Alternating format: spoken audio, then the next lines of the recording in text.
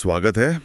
आज हम आयुर्वेद के एक बहुत ही दिलचस्प और मैं कहूँगा बुनियादी सिद्धांत पर बात करेंगे, गुण विज्ञान। हमारे पास कुछ जानकारी है, कुछ लेख हैं जो आयुर्वेदिक गुणों और हाँ मॉडर्न मेडिसिन के बीच क्या कोई कनेक्शन है, इस पर बात करते हैं। तो हमारा मकसद है कि आयुर्वेद के इन गुणों को थोड़ा आसान भाषा में समझें और ये भी देखें कि भाई आज का जो विज्ञान है वो इन्हें कैसे देखता है, क्या कोई तालमेल है। तो चलिए इस प्राचीन ज्ञान में थोड़ा और गहरा उतरते हैं। बिल्कुल। देखिए, आयुर्वेद में गुण विज्ञान का सीधा सा मतलब है कि कोई भी चीज, मतलब चाहे वो खाना हो, कोई जड़ी बूटी हो, उसके गुण क्या हैं, उसकी क्वालिटीज क्या हैं और वो हमारे शरीर पर कैसा असर डालती हैं, ये समझना। ये सिर्फ स्वाद मतलब रस तक ही नहीं है। इसमें गुण है, वीर्य है मतलब उसकी तासीर कैसी है, ठंडी या गर्म, फिर विपाक है यानी पचने के बाद उसका क्या असर होता है, और प्रभाव भी कोई खास एकदम अलग सा असर। लेकिन हाँ, आज हम मेनली गुण पर ही फोकस करेंगे। ठीक है, तो ये गुण असल में ये हैं क्या? मैंने कहीं पढ़ा था कि आयुर्वेद में कोई 20 मुख्य गुण हैं और वो 10 जोड़ों में हैं, मतलब ऑपोजिट्स, जैसे भारी का उल्टा हल्का, ठंडे का गर्म, ऐसा कुछ। हाँ, एकदम सही। इन्हें गुरुवादी गुण कहते हैं या 10 गुण द्वंद्व भी। ये 20 गुण हैं। जैसे आपने कहा, गुरु भारी, लघु हल्का, शीत ठंडा, उष्ण गर्म, स्निग्ध या चिकना, रुक्ष सूखा। और भी हैं जैसे मंद तीक्ष्ण, स्थिर चल, मृदु कठिन। कुल मिलाकर 20। और ये आयुर्वेद की जो पूरी समझ है ना, उसकी नींव है एक तरह से। इनका इस्तेमाल बीमारी समझने में होता है, दवा चुनने में होता है। मतलब रोग के जो गुण हैं उसके उल्टे गुण वाली दवा दी जाती है। और हाँ, सही खान पान, लाइफस्टाइल क्या हो, ये तय करने में भी इनका बड़ा रोल है। अच्छा, ये तो काफी ऑर्गेनाइज्ड तरीका लगता है चीजों को समझने का। चलिए एक जोड़ी को पकड़ते हैं, जैसे गुरु गुण यानी भारी। इसका शरीर पर क्या असर है और क्या आज का विज्ञान भी कुछ ऐसा ही कहता है? हाँ, गुरु गुण वाली जो चीजें हैं वो भारी होती हैं। उन्हें पचाने में शरीर को समझिए ज्यादा मेहनत लगती है। ये शरीर में कफ दोष को बढ़ा सकती हैं, जैसे दूध, घी, पनीर या उड़द की दाल। इनका काम है शरीर को पोषण देना, वजन बढ़ाना, एक स्थिरता लाना, और जो धातुएं हैं हमारी, खासकर मांस और मेद मतलब फैट टिश्यू, उनको बनाना।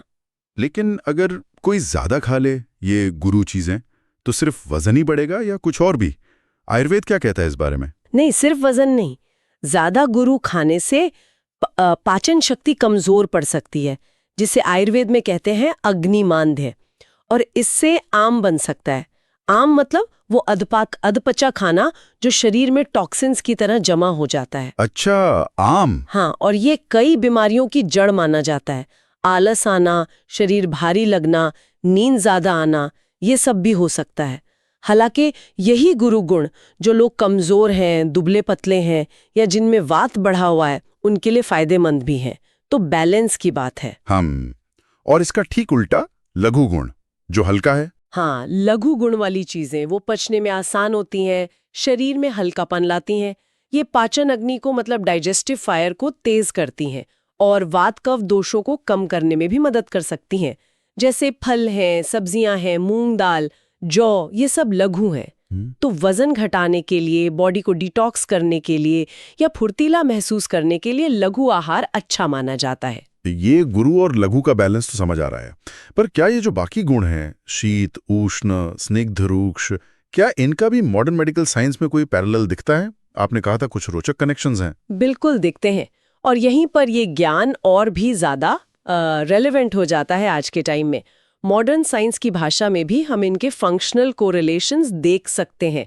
गुरु वर्सेस लघु, जैसे हमने बात की, गुरु मतलब हाई कैलोरी फैट रिच खाना जो पाचन धीमा करे, मोटापा बढ़ाए। लघु मतलब लो कैलोरी, आसानी से पचने वाला खाना जो मेटाबॉलिज्म सुधारे। हाँ, ये तो सीधा है। शीत वर्सेस उष्ण। शीत मतलब ठंडा, ये सिर्फ टेम्परेचर नहीं बल्कि शरीर पर ठंडा असर डालने वाला।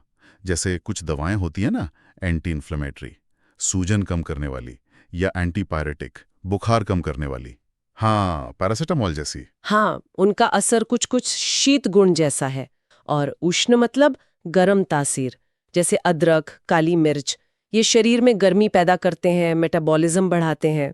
विज्ञान इन्हें थर्मोजेनिक एजेंट्स कहता है। अच्छा, स्निग्ध वर्सेस रूक्ष। स्निग्ध मतलब चिकनाहट, तेल जैसा, घी, तेल। मॉडर्न नजरिए से देखें तो ये जरूरी लुब्रिकेंट्स हैं या अच्छे फैट्स जैसे ओमेगा 3, जो जोड़ों को, नसों को, स्किन को मुलायम रखते हैं। और रुक्ष मतलब सूखापन लाने वाला। ये शरीर से एक्स्ट्रा नमी या कफ को सुखाने में मदद कर सकता है। कुछ कुछ जैसे डायूरेटिक्स काम करते हैं, पानी निकालते हैं शरीर से। इंटरेस्टिंग। सूक्ष्म वर्सेस स्थूल, ये वाली जोड़ी तो खास तौर पर बहुत दिलचस्प है। सूक्ष्म मतलब बारीक, इतना बारीक कि शरीर की छोटी से छोटी जगह यानी सेल्स तक पहुंच जाए। अरे वाह, सोचिए ये आज की नैनो मेडिसिन से कितना मिलता जुलता है, जहां दवा को बहुत छोटे पार्टिकल्स में बनाकर सीधे टारगेट पर भेजा जाता है। बिल्कुल। और स्थूल मतलब बड़ा, मोटा, जिसका एब्जॉर्प्शन धीमा हो या कम हो। वाह, ये तो कमाल है। इसका मतलब आयुर्वेद का ये जो क्लासिफिकेशन है, ये सिर्फ फिलोसॉफिकल नहीं है, इसका तो काफी प्रैक्टिकल और साइंटिफिक बेसिस लगता है, जो आज की दवाओं और बॉडी की फंक्शनिंग से भी जुड़ता है। हाँ, काफी हद तक।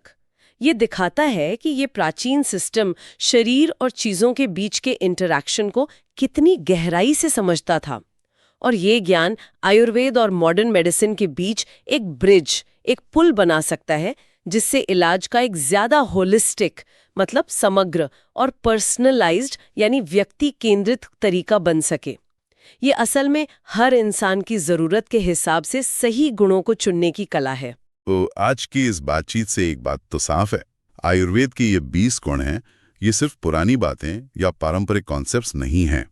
इनका गहरा शारीरिक और औषधीय महत्व है, और इनकी रेलेवेंस, इनकी प्रासंगिकता आज के साइंटिफिक दौर में भी किसी न किसी रूप में दिखती है। सही कहा। और ये समझना कि हमारा खाना, हमारी दवाएं, यहाँ तक कि हमारी लाइफस्टाइल में मौजूद ये अलग-अलग गुण, भारी, हल्का, ठंडा, गरम, चिकना, सूखा, हमारे शरीर और मन पर कैसा असर डालते हैं, ये हमें अपनी सेहत के लिए ज्यादा जागरूक और शायद ज्यादा